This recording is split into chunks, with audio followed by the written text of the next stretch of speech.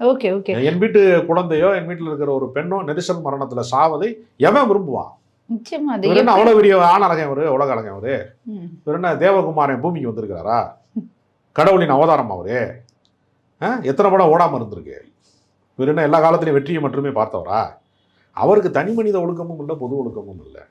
சொந்த தாய் தகப்பன்ல இருந்து, மனைவியில இருந்து, தான் பெற்ற பிள்ளைகள்ல இருந்து யாரோடையும் நல்லுறவு இல்லாதவர். அவர் எப்படி அவர் ஒரு குடும்பத்திலேயே அவர் சரியா இல்லை, சமூக மனிதனாகவும் அவர் சரியா இல்லை. ம். அவர் எப்படி அரசியலில் வெற்றி பெறுவார்?